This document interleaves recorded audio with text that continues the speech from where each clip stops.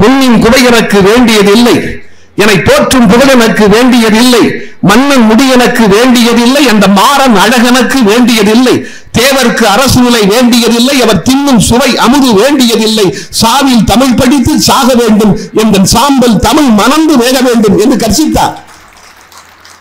அப்படிப்பட்டவர்கள் வாழ்ந்திருக்கிறார்கள். தாய் தமிழே உயிரே வணக்கம், தாய் பிள்ளை உறவம்மா உனக்கும் எனக்கும் என்றார் காசியானந்தன். கண்ணதாசன் சொன்னான், தான் பெற்ற பிள்ளையை ஏன் பெற்றோம் என்றுதான் தாய் என்று மாண்டு போனாள், தந்தையும் இப்பிள்ளை உருப்படாது என்றுதான் தனதிலே வென்று போனான், ஊன் பெற்ற யானினே உயிர் கொள்ள வைத்தவன் உயரத்தில் ஒளிந்து கொண்டான், உதிரத்தில் எங்கெங்கும் தமிழன்னை மட்டுமே உறவாக வந்து நின்றான். வாலி எழுதுறாரு, கண்ணன் வருவான், கதை சொல்லுவான், வண்ணமலர் தொட்டில் கட்டி தாளாட்டுவான், குழல் எடுப்பான், பாட்டிசைப்பான், வலம்புரி சங்கெடுத்து பாலூட்டுவான். பக்கத்துல வலம்புரி சோமநாதன் உட்கார்ந்திருக்காரு. வலம்புரி சங்கெடுத்து பாலூட்டுவான், அன்னைக்கு விழுந்ததாக அந்த ஆளு அதுக்கப்புறம் என்ற முறைக்கிறதே இல்லைன்னாரு. அப்பா வந்து பையன் கேட்பாரு, தம்பி நீங்கள் நீரில் வாழ்வது உனக்கு ஆச்சரியமாக தோன்றவில்லையா? அதுக்கு பையன் சொல்லுவான், அப்பா நீங்கள் நீரில் வாழ்வது எனக்கு ஆச்சரியமா தோணல, தான் வாழ்கிற நீரிலேயே அது கொதித்து குழம்பாகிறதே அதுதான் எனக்கு ஆச்சரியமா தோணுது. அதை எழுதிவிட்டு கண்ணதாசன் எழுதுவார், நீங்கள் எப்படி தான் வாழ்கிற நீரிலேயே கொதித்து குழம்பாகிறதோ அப்படித்தான் பல மனிதர்கள் தங்கள் மனங்களில் வரக்கூடிய எண்ணங்களிலேயே சிக்கி சிக்கி சீரழிந்து விடுகிறார்கள். தீதும் நன்றும் பிறர் தர வாரா. இவன் ஆட்டோ ஓட்டுறான், அவ காலேஜில் படிக்கிறா, இவன் அவளை காதலிக்கிறான், அவ மறுக்கிறா. இந்த இடத்துல பாட்டு வருது. சரி, பல்லவி நீ என்னையா எழுதுன? என்ன புள்ள செஞ்ச பாவிப்பையா நெஞ்ச, பாக்கையில சொக்க வச்ச, பறக்கத்தான் ரெக்க வச்ச, திக்க வச்ச, திணற வச்ச, திசையத்தான் உணர வச்ச, தெக்க வச்ச வள்ளுவனா ஒத்தையில நிக்க வச்ச அப்படின்னு எழுதுறையான்னு. நல்லா இருக்கியா? ஏங்க வள்ளுவனை கொண்டு வந்து அந்த இடத்துல போட்டேன்னாரு. இப்படி வள்ளுவன் தனியா நிக்கிற மாதிரி என்னையும் நீ வாழ்க்கையில தனியா நிப்பாட்டிட்டியேன்னு சொன்னையான்னு.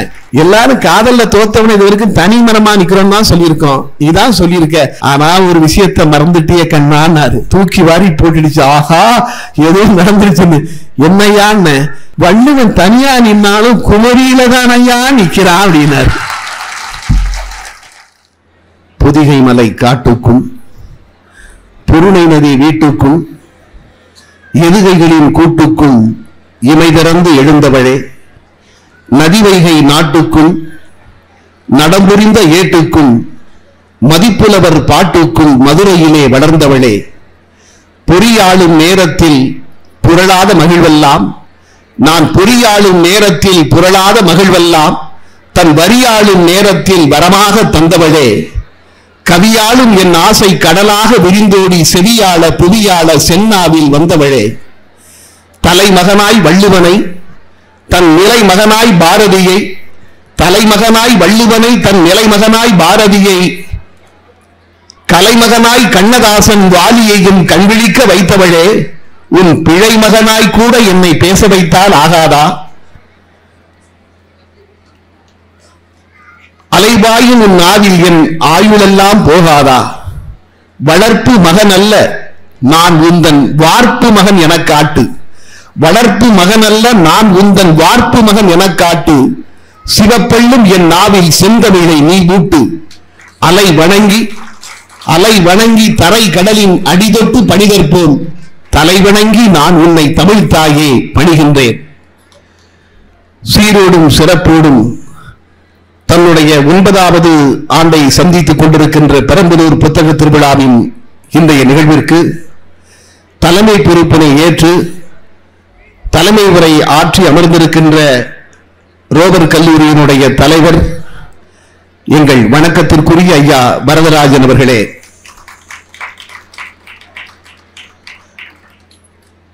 ஒரு கல்லூரியின் தாளாளர் வசதியானவர், ஆனால் எனக்கு தெரிந்து தமிழ்நாட்டில் மகாலட்சுமியோடு வாழ்கிறவர் அவர் மட்டும்தான். வணக்கத்திற்குரிய அம்மா மகாலட்சுமி அவர்களே,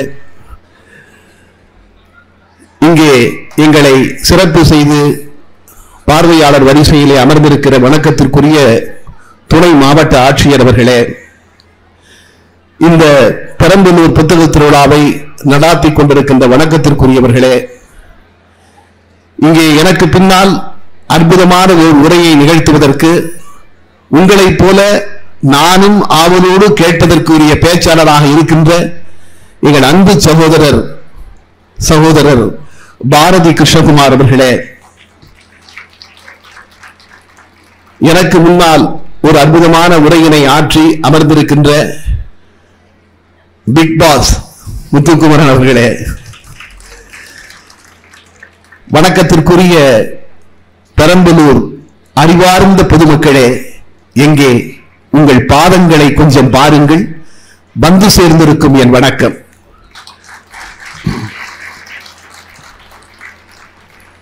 உண்மையிலேயே நான் ரொம்ப நெகிழ்வோடும் மகிழ்வோடும் நின்று கொண்டிருக்கின்றேன். அன்பு தம்பி முத்துக்குமார் சொன்னதைப் போல நிறைய மேடைகள் நாட்டிலே இலக்கிய மேடைகள் இருந்தாலும் இந்த புத்தக திருவிழா மேடைக்கென்று ஒரு தனி சிறப்பு இருக்கிறது என்பதில் இரண்டாவது கருத்தே இருக்க முடியாது.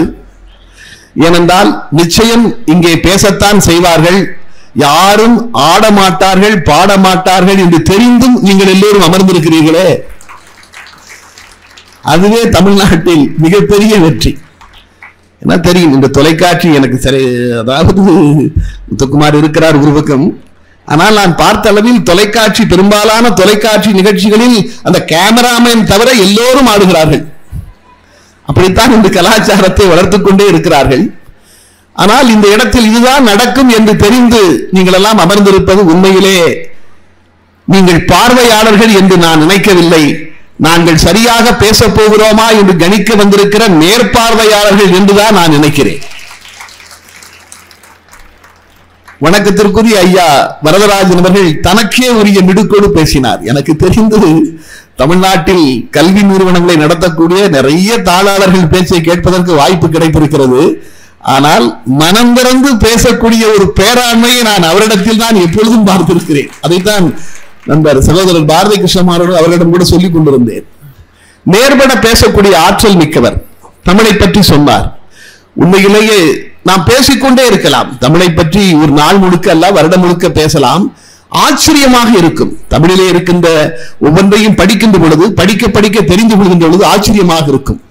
அர்த்தமுள்ள இந்து மதம் என்கிற புத்தகத்தில் கண்ணதாசன் ஒன்றை எழுதுவார். உலகின் மிக புகழ்பெற்ற கவிஞர் கலீல் கிப்ரான் சொன்ன ஒரு புகழ்பெற்ற வாசகம், உங்கள் குழந்தைகள் அல்ல, உங்கள் வழியாக வந்தவர்கள். உங்கள் குழந்தைகள் அல்லர், உங்கள் வழியாக வந்தவர்கள். கண்ணதாசன் எழுதுவார், கலீல் கிப்ரான் போன்ற உலக புகழ்பெற்ற கவிஞர்கள் 4-5 வரிகளில் சொன்னதை என் தமிழன் ஒரே ஒரு வார்த்தையில் சொன்னான்.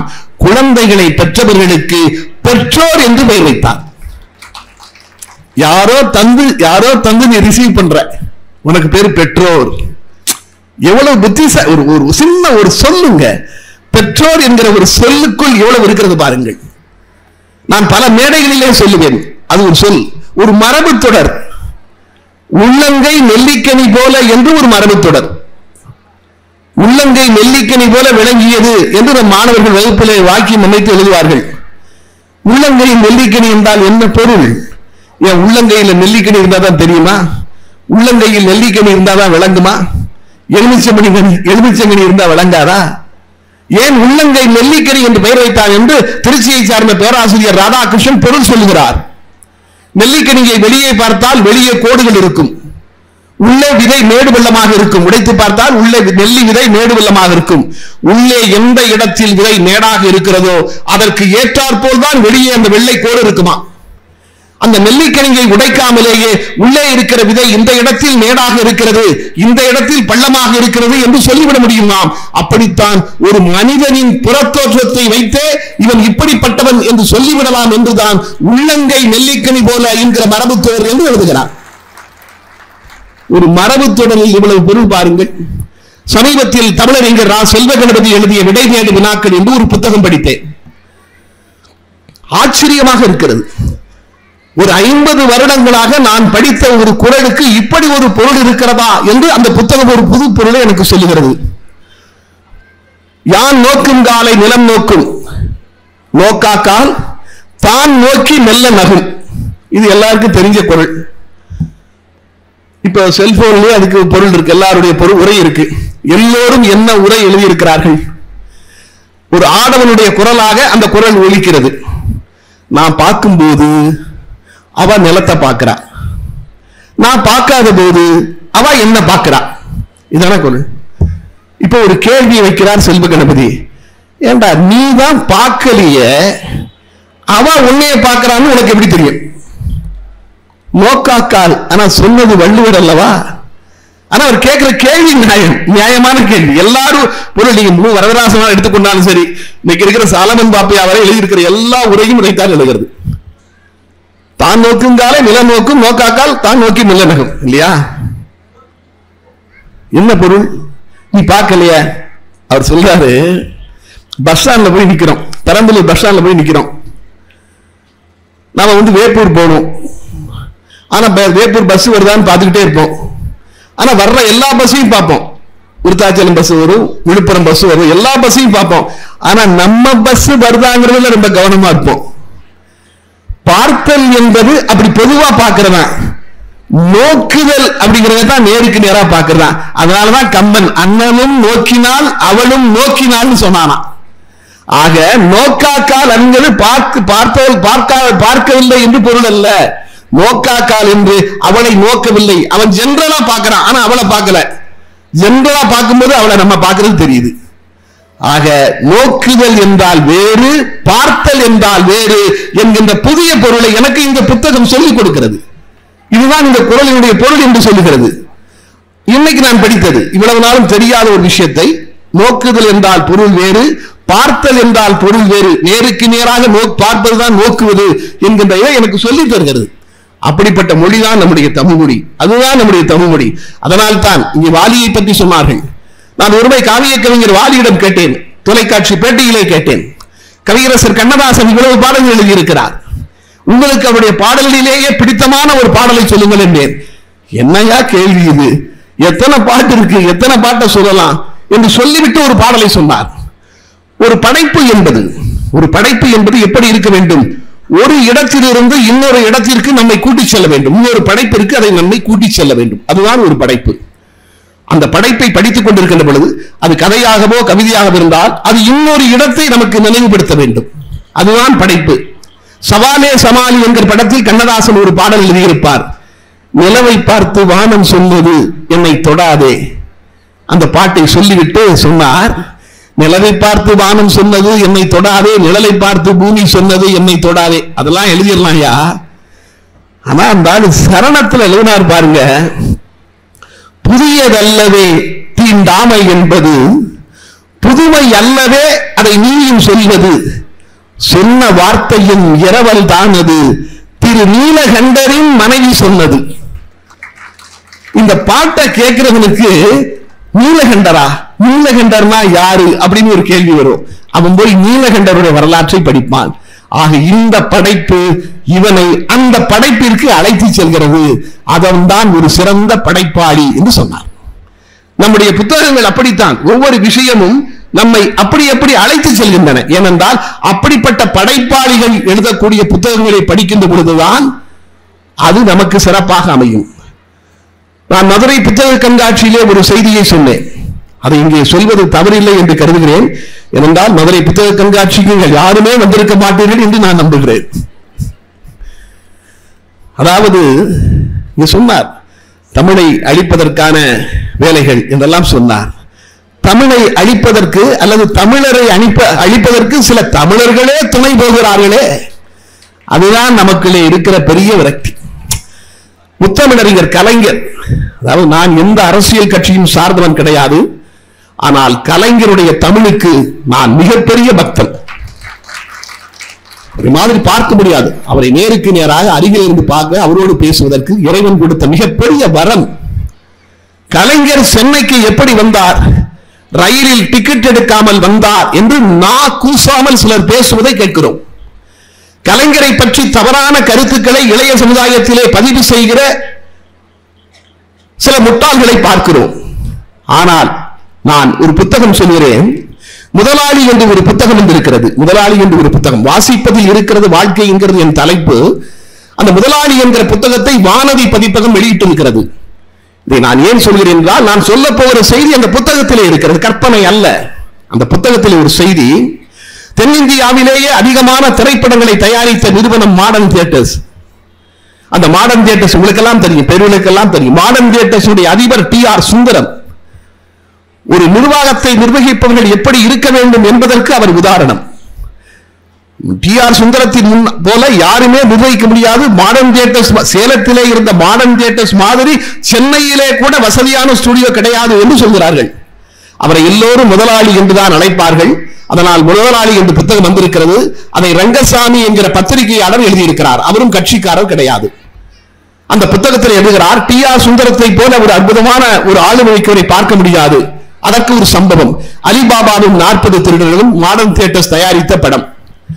படப்பிடிப்பு நடந்து கொண்டிருக்கிறது. கடைசி 2 நாள் ஷூட்டிங் பாக்கி. ஒன்று கதாநாயகன் திரு எம்ஜிஆர் கதாநாயகி பானுமதியோடு டூயட் பாடுகிற ஒரு காட்சி. இன்னொன்று கதாநாயகன் எம்ஜிஆர் வில்லன் வீரப்பாவோடு சண்டையிடுகிற காட்சி. இந்த 2 காட்சியும் எடுத்தால் படம் முடிந்துவிடும். எல்லாம் ரெடி. படப்பிடிப்பிற்கு வர வேண்டிய கதாநாயகன் திரு எம்ஜிஆர் வரவில்லை. ஹீரோ இல்லாம எப்படி படப்பிடிப்பை நடத்துறது? முத்துக்குமார் இல்லாம எப்படி பிக் பாஸ்? ஹீரோ இல்லாம எப்படி படப்பிடிப்பை நடத்துறது? தேய்க்கிறார்கள். ஆனால் T.R. சுந்தரம் சொல்கிறார், படப்பிடிப்பு நடத்தப்படும். யாரும் எதிர்பார்க்கவில்லை. மாடர்ன் தியேட்டர்ஸில் பணியாற்றிய, அவர் பெயர் முத்து என்று நினைக்கிறேன், ஒரு நடிகரை வைத்து 2ஐயும் எடுத்து முடித்து விடுகிறார். 4 நாட்கள் கழித்து எம்ஜிஆர் வருகிறார். முதலாளி, என்னால சில பிரச்சனைகள் வர இயலவில்லை என்று சொல்கிறார். அவரிடம் T.R. சுந்தரம் சொல்கிறார், நான் சொல்கிற செய்தி அப்படியே இருக்கிறது. சரி ராமச்சந்திரா, நீ வந்ததுதான் வந்தாய். அவர் சொல்லுகிற வார்த்தை, சரி ராமச்சந்திரா, நீ வந்ததுதான் வந்தாய். ஒரு முறை நீ நடித்த படத்தை பார்த்து விட்டு போ. எம்ஜிஆர் தான் நடித்த அலிபாபாவும் 40 திருடர்களின் படத்தை மாடர்ன் தியேட்டர் ஸ்டுடியோவில் முதலாக பார்க்கிறார். அதில் எழுதுகிறார்கள், எம்ஜிஆராலேயே நம்ப முடியவில்லையாம் அந்த சீனில், அந்த காட்சியில் நடித்திருப்பது தானா டூப்பா என்று. அதுல இருக்கிற செய்தி, அந்த அளவிற்கு திறமை வாய்ந்தவர் T.R. சுந்தரம். அதில் எழுதுகிறார்கள், T.R. சுந்தரம் தினமும் மாலையில் ஒத்திகை அரங்கத்தில் உட்கார்ந்து பேசிக் கொண்டிருப்பார். அவர் முன்னால் யார் வந்தாலும் நின்று கொண்டுதான் பேச வேண்டும். இப்ப இந்த அரங்கத்தை எடுத்துங்க, அதை விட்டுருங்க, இந்த அரங்கத்தை எடுத்துக்கிடுங்க. நான் மட்டும் நிக்கிறேன், நீங்க எல்லாரும் உட்கார்ந்து இருக்கீங்க. அது அப்படியே உள்டா. எல்லாரும் நிற்பாங்க, சுந்தரம் மட்டும் உட்கார்ந்து இருப்பார். இன்று என்ன படப்பிடிப்பு நடந்தது, நாளை என்ன நடக்க போகிறது, இதை பற்றி விவாதிப்பாராம். அந்த புத்தகத்தில் எழுதுகிறார்கள், ஆனால் ஒரே ஒரு நபருக்கு மட்டும் விதிவிலக்கு. அவர் வந்தால் சுந்தரத்தின் முன்னால் ஒரு நாற்காலி போடப்படும். அவர் பேசிவிட்டு சென்றதும் அந்த நாற்காலி அங்கிருந்து எடுக்கப்பட்டுவிடும். அவர் சுந்தரத்தை விட வயதானவரா? இல்லை, அவர் 25 வயது இளைஞர். அவர் சுந்தரத்தை விட பெரிய பணக்காரரா? அதற்காக அந்த நாற்காலி தரப்படுகிறதா? இல்லை, அவர் சுந்தரத்திடம் மாதம் 500 ரூபாய் சம்பளம் வாங்கி பணியாற்றக்கூடிய ஒரு ஊழியர். அவர் ஒரு கட்சியில இருக்கிறார். அந்த கட்சியில் ஏறும் பெரிய பொறுப்பில் இருக்கிறாரா? மாவட்ட செயலாளர் மாதிரி பொறுப்பில் இருக்கிறாரா? அதற்காக அந்த நாற்காலி தரப்படுகிறதா? இல்லை. அவர் இருக்கிற கட்சியில் அந்த காலகட்டத்தில் அவர் பெயரை சொன்னால் பல பேருக்கு தெரியாது மட்டுமல்ல, அந்த கட்சியில் ஒரு கவுன்சிலர் பதவியிலே கூட அவர் கிடையாது. அவருக்கு மட்டும் அப்பொழுது நாற்காலி ஏன் கொடுக்கப்படுகிறது? அவருக்குள் இருந்த தமிழ், அவரிடம் இருந்த வசனம் எழுதுகிற ஆற்றல். அந்த இளைஞரின் பெயர் மு. கருணாநிதி என்று எழுதியிருக்கிறார்கள். நான் சொல்ல வருகிற செய்தி கூட இதுவல்ல.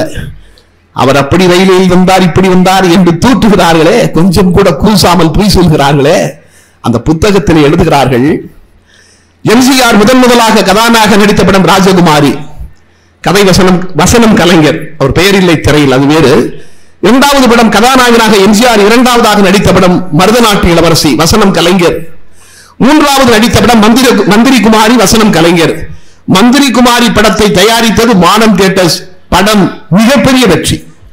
மந்திரி குமாரிக்கு பிறகுதான் எம்ஜிஆருடைய பிம்பமே தமிழ்நாட்டில் பெரிதாக வளர ஆரம்பிக்கிறது. கலைஞருடைய பெயரும் எல்லா இடங்களிலும் பரவுகிறது. அது மட்டுமல்ல, மாடர்ன் தியேட்டர்ஸிற்கு பணம் குவிந்து விட்டது. என்னென்றால் மந்திரி குமாரிக்கு முன்பு மாடர்ன் தியேட்டர்ஸ் எடுத்த மாயாவதி என்கிற படம் தோல்வி. டி.ஆர். சுந்தரம் நினைக்கிறார், கலைஞரை சேலம் மாடர்ன் தியேட்டர்ஸை விட்டு வெளியே விட்டுவிடக்கூடாது, இந்த இளைஞரை கூடவே வைத்துக் கொள்ள வேண்டும், படங்களை தயாரித்து சம்பாத்தியம் செய்ய வேண்டும், வெற்றி படங்களை கொடுக்க வேண்டும் என்று முடிவு செய்கிறார். அந்த நேரத்தில் மாடர்ன் தியேட்டர்ஸுக்கு வருகிறார் கலைவாணர் என்.எஸ். கிருஷ்ணன். அவர் தான் எடுக்கக்கூடிய மணமகள் என்கின்ற திரைப்படத்திற்கு நீங்கள் தான் வசனம் எழுத வேண்டும் என்று கலைஞரிடம் சொல்கிறார். கலைஞர் ஒத்துக்கொள்கிறார். இரண்டு பேரும் அடிக்கடி சந்தித்து பேசுகிறார்கள். அப்பொழுது குடியிருந்தார் கலைஞர் சேலத்தில் கலைஞர், அவரது மனைவி, உடன் முரசொலி மாறன், மைத்துடன் முரசொலி மாறன், 3 பேரும் டி.ஆர். சுந்தரம் பார்த்து கொடுத்த வாடகை வீட்டில் குடியிருந்தார்கள்.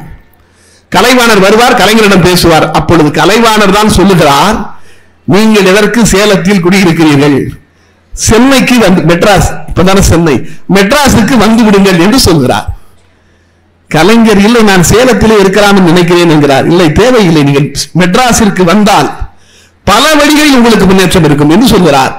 கலைஞர் சிந்திக்கிறார், ஆம், சென்னை மெட்ராஸிற்கு சென்றால் கட்சி பணிகளை கவனிக்கலாம், நிறைய இடங்களில் நிறைய திரைப்படங்களில் எழுதலாம் என்று நினைத்து சென்னை செல்ல, மெட்ராஸ் செல்ல முடிவெடுக்கிறார். டி.ஆர். சுந்தரத்திடம் சொல்கிறார், நான் மெட்ராஸ் போறேன். டி.ஆர். சுந்தரம் இதை எதிர்பார்க்கவே இல்லை, அதிர்ந்து விட்டார். இந்த ஆளை வச்சு நிறைய படம் பண்ண மெட்ராஸ் கிளம்புறார் என்று பதறுகிறார். அங்கிருந்த எழுத்தாளர், பாடலாசிரியர் மருதகாசி, காமு ஷெரீப் எல்லோரும் சொல்கிறார்கள், நீங்கள் மாடர்ன் தியேட்டர்ஸ் இருங்கள் என்று. கலைஞர், இல்லை, நான் மெட்ராஸ் செல்வதுதான் என்னுடைய எதிர்காலத்திற்கு மிகச்சரியாக இருக்கும் என்று முடிவெடுக்கிறார். ஒரு மனிதன் அவ்வப்போது எடுக்கக்கூடிய முடிவுகள் தான் அவன் வாழ்வை மாற்றிவிடும் என்பதை இந்த புத்தகம் இந்த இடத்தில் எனக்கு சொல்லித் தருகிறது. டி.ஆர். சுந்தரம் கலைஞரிடம் சொல்கிறார், உங்களுக்கு இப்பொழுது நான் என்ன சம்பளம் தருகிறேன், மாதம் 500 ரூபாய். நீங்கள் மாடர்ன் தியேட்டர்ஸில் தொடர்ந்து இருந்தால் உங்களுக்கு இனிமேல் மாத சம்பளமாக 5000 ரூபாய் தருகிறேன். ஒரே மாதத்தில் 10 மடங்கு சம்பள உயர்வு. 5000 ரூபாய் என்றால் இன்று சாதாரணம். அன்று நான் சொல்லக்கூடிய 1950 ஒரு பவுன் தங்கம் 80 ரூபாய். கலைஞர் நினைத்திருந்தால் மாதம் 62 பவுன் வாங்கியிருக்கலாம். இன்னைக்கு 62 பவுனுடைய மதிப்பு ஏறத்தாழ 35 லட்சம். அது இப்ப நைட் 8 மணிக்கு 35 லட்சம், நாளைக்கு காலையில 10 மணிக்கு 40 லட்சம் ஆயிரும். அன்பானவர்களே, தனக்கு கிடைக்கக்கூடிய 32 லட்சம் ரூபாய் சம்பளமும் வேண்டாம் என்று உதறிவிட்டுத்தான் முத்தமிழறிஞர் கலைஞர் மெட்ராஸிற்கு வந்தார் என்பது வரலாறு. 32 லட்சம் ரூபாய்க்கு மேலே டிக்கெட், ட்ரெயின் டிக்கெட் விலை இருந்தது. ஏமாற்றுகிறார்கள். இப்படி நாம் ஏமாறாமல் இருக்க வேண்டும் என்றால் புத்தகங்களை படிக்க வேண்டும், வரலாறுகளை படிக்க வேண்டும். வரலாறு வாசிப்பில் இருக்கிறது வாழ்க்கை என்பதை இது உணர்த்துகிறது. இதுதான் எனக்கு உணர்த்துகிறது. ஏனென்றால் அப்படிப்பட்ட படைப்பாளிகள், இப்படிப்பட்ட படைப்பாளிகள் தான் நம்மை கொண்டு சேர்க்கிறார்கள். படைப்பாகவே மாறிவிடுவார்கள். பொன்னும் குறை எனக்கு வேண்டியதில்லை. அதாவது கவிஞர் சச்சிதானந்தன் சொல்லுவார், கவிஞர்கள் தமிழாக மாறிய கவிஞர்கள் தான் வெற்றி பெற்றிருக்கிறார்கள்.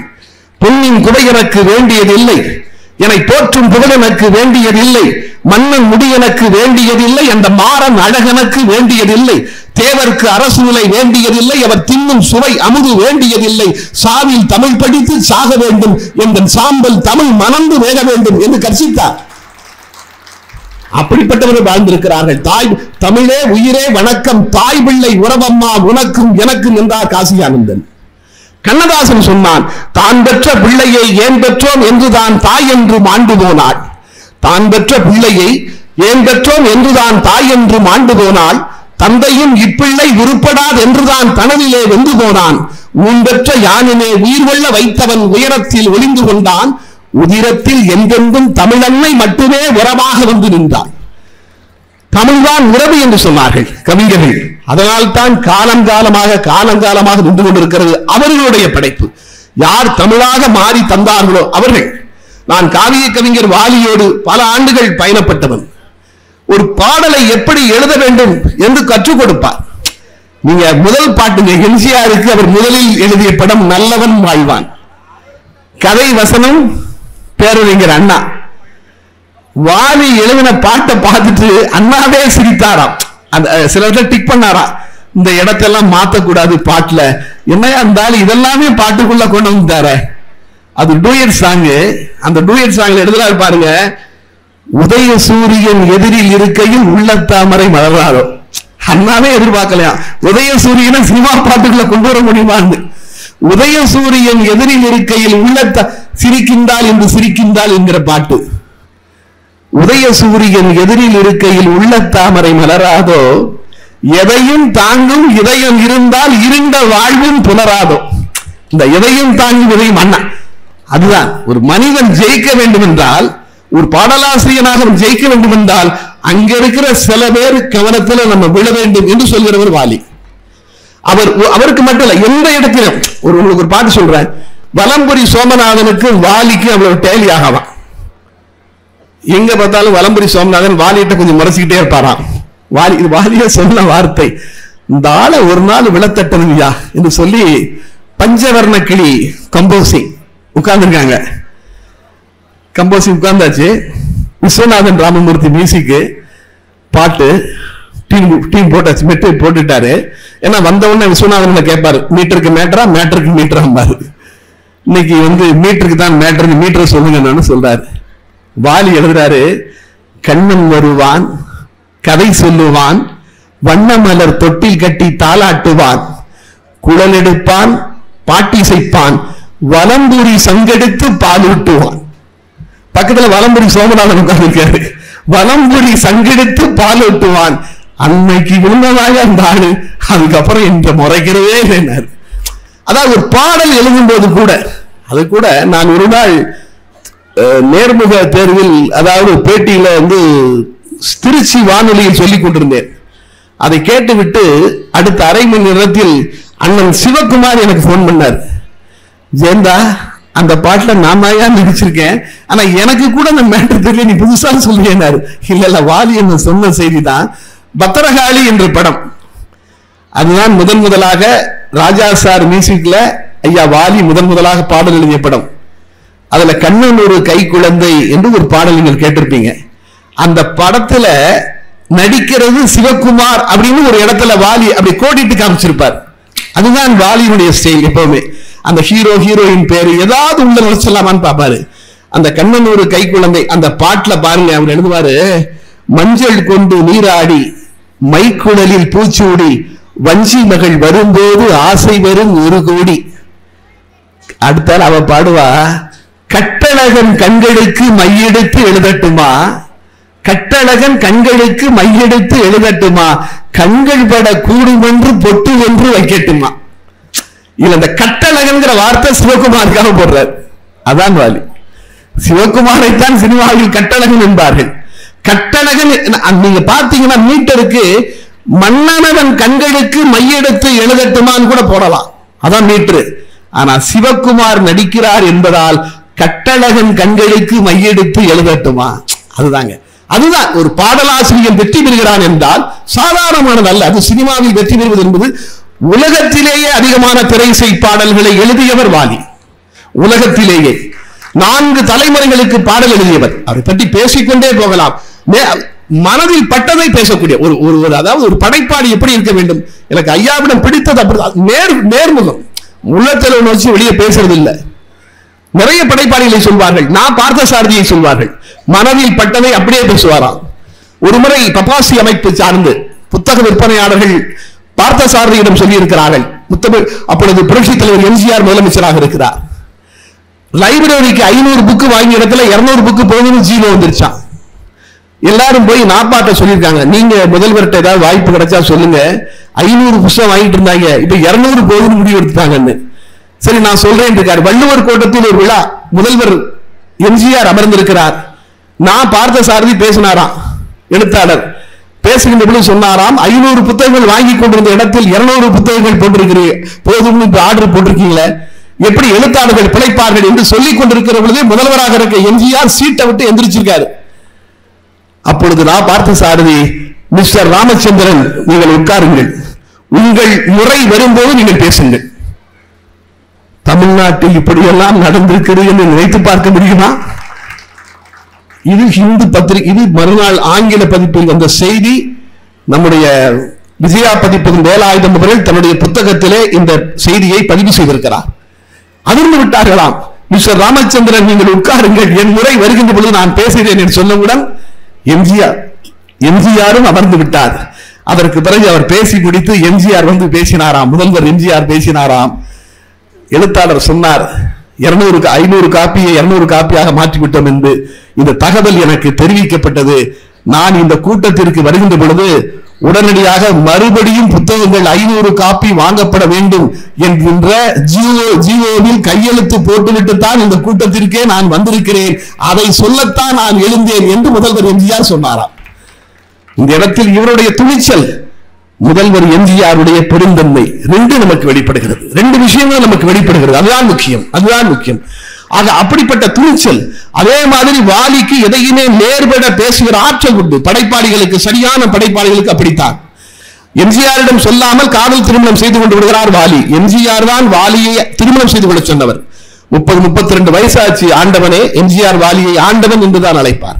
32 வயசாச்சு ஆண்டவனே, ஏன் திருமணம் செய்து கொள்ளாமல் இருக்கிறீங்க? வரக்கூடிய பணத்தை போலாம் தேவையில்லாமல் நீங்கள் செலவு செய்கிறீர்கள், ஒரு கல்யாணம் பண்ணிக்கீங்கன்னு அறிவுரை சொல்கிறார்.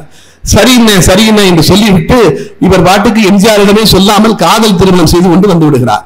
அன்று மாலை முரசில் எல்லாம் பெரிய செய்தி, கவிஞர் வாலி காதல் திருமணம் திருப்பதியிலே நடந்தது செய்தி. எம்ஜிஆருக்கு கோபம் வந்து விடுகிறது. வாலியை நம்ம தாண்டா கல்யாணமே பண்ணு சொன்னா நம்மள்கிட்டே சொல்லலையே அந்த ஆளு என்று நினைத்து விட்டு கொஞ்ச நாளுக்கு பாட்டெல்லாம் வேண்டாம் என்று தன் படங்களுக்கு அந்த காலகட்டத்திலே பாடல்களை நிறுத்தி, பாடல் ஒலிப்பதிவு பிறகு பார்த்துக் கொள்ளலாம் என்று சொல்லிவிடுகிறார். தாழம்பு படம் நடந்து கொண்டிருக்கிறது, படம் முடிக்க வேண்டும். விநியோகர்கள் போய் சொல்லி இருக்கிறார்கள், என்னதான் இருந்தாலும் 3 எழுத்துக்காரருக்கு 2 எழுத்துக்காரர் பாட்டு எழுதினால்தான் சரியா இருக்கும் என்று சொல்லி இருக்கிறார். வாலி பாட்டு வேணும் அப்படித்தானே, சரி நான் பாத்துக்கிறேன் என்று சொல்லி எம்ஜிஆர் வாலிக்கு தொலைபேசி இருக்கிறார். அன்பானவர்களே, வெற்றி பெற்றவருடைய வாழ்க்கையை நாம் படிக்கின்ற பொழுதெல்லாம் ஒரு ரகசியம் நமக்கு தெரிகிறது. அவர்கள் ஈகோ பார்ப்பதே இல்லை. அதுதான் வெற்றியாளர்கள்.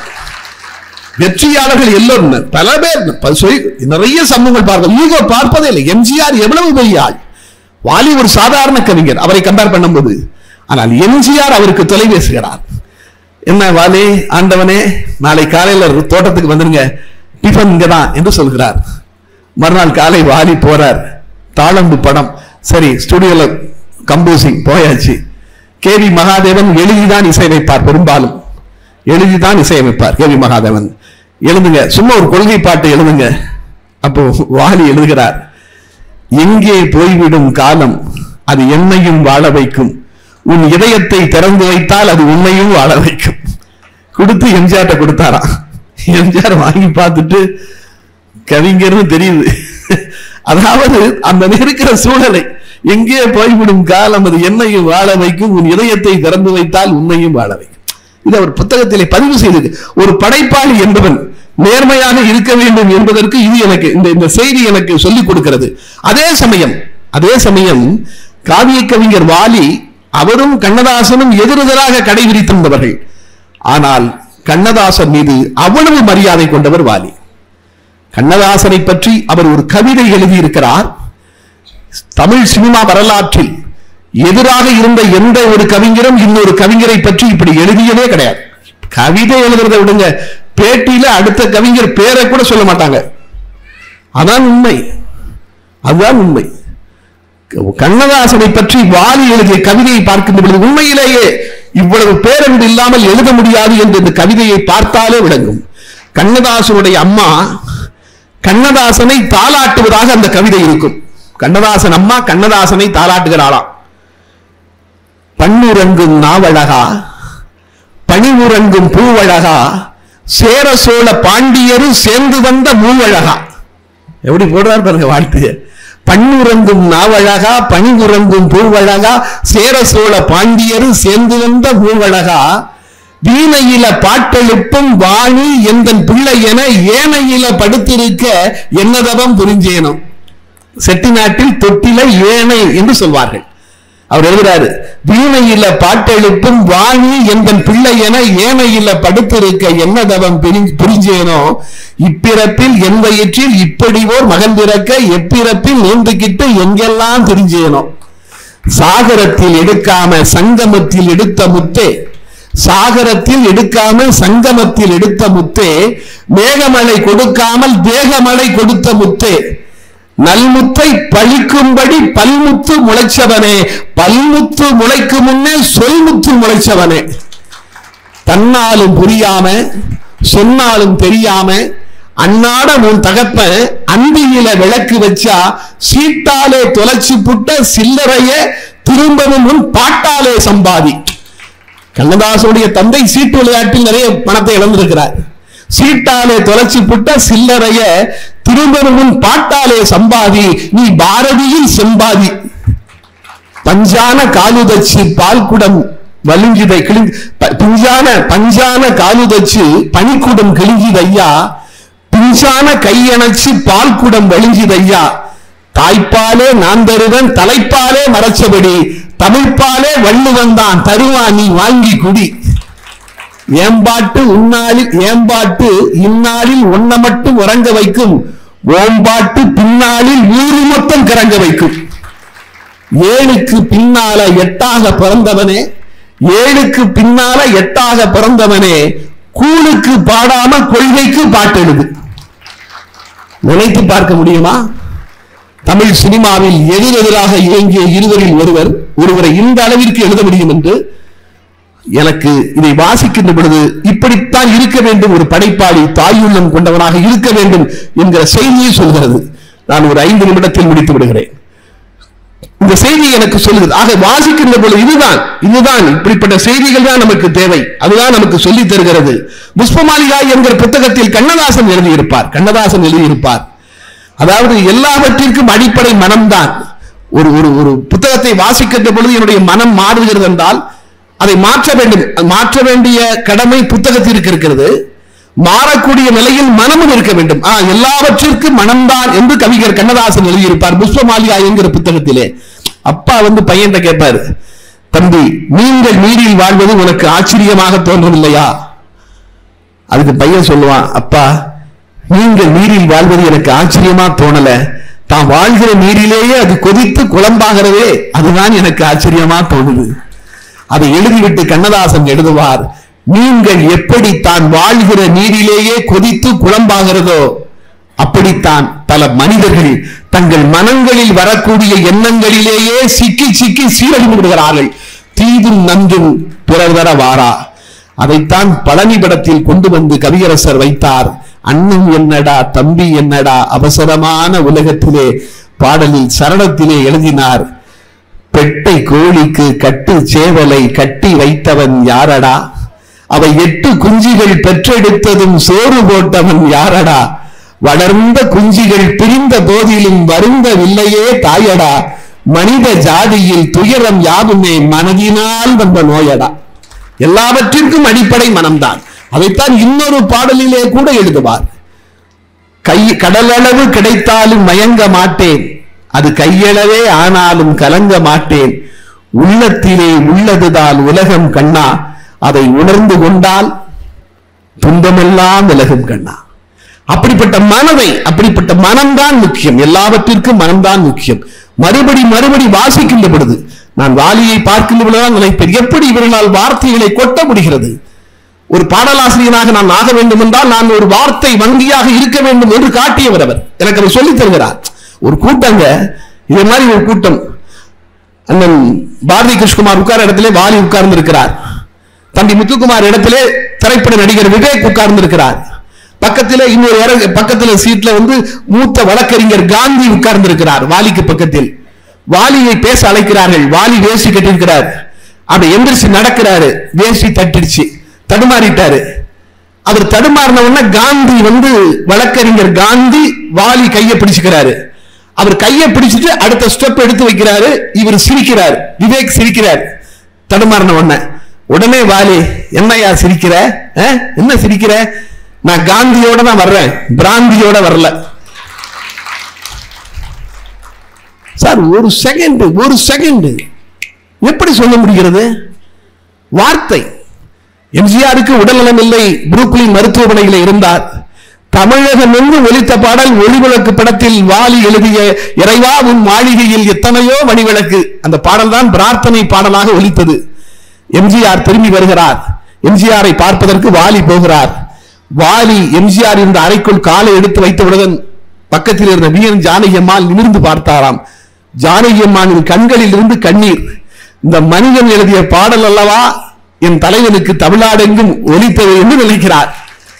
அப்படியே பார்த்துட்டு சொன்னாராம், தலைவர் பிழைத்தது வாலி பாக்கியம் என்று. உடனே வாலி, இல்லையம்மா உங்கள் தாலி பாக்கியம். வாலி பாக்கியம் என்று சொல்லி வாய் மூடவில்லை. எப்படி முடியும்? வாசிப்பதால் தான் முடியும் என்று சொன்னார். ஆனந்த விகடனில் ஒரு தொடர் எழுதினார், நினைவு நாடாக்கள் என்று தொடர். அதில் ஒரு அத்தியாயத்தில் வாசிப்பதில் தான் இருக்கிறது வாழ்க்கை, புத்தகங்களை வாசியுங்கள் எழுதிவிட்டு முடிக்கின்ற பொழுது என்னுடைய கவிதையை மேற்கோள் காட்டியிருந்தார். ஒரு மாபெரும் கவிஞன், என் நண்பர் நெல்லை ஜெயந்தா சொல்வதை கவனியுங்கள் என்று புத்தகத்தை வாசிப்பதை பற்றிய என்னுடைய கவிதையை மேற்கோள் காட்டி அதை முடித்திருப்பார். சின்ன கவிதை.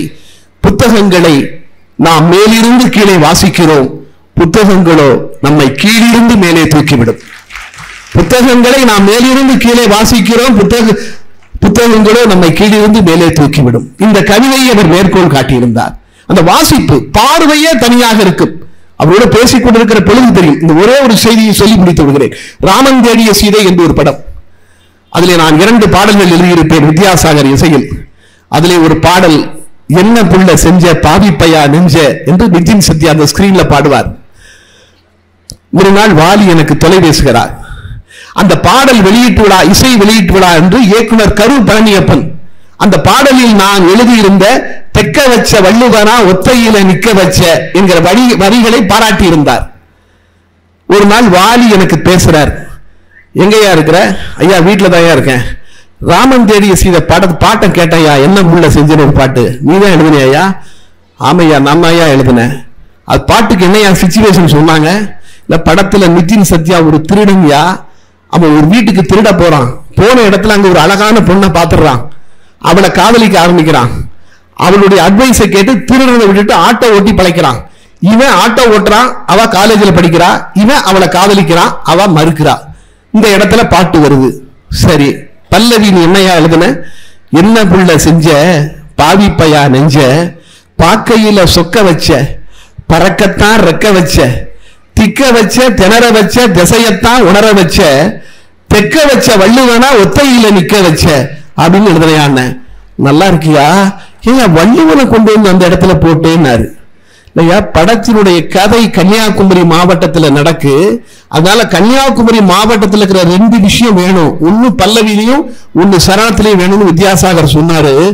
அதனால சரணத்துல ஒன்ன பார்த்த வேளை என் உடம்பு செங்க சூழ திருப்பரப்பு அருவியா நீயே வந்தாயே அப்படின்னு திருப்பரப்பு அருவியை பத்தி சொன்னேன்.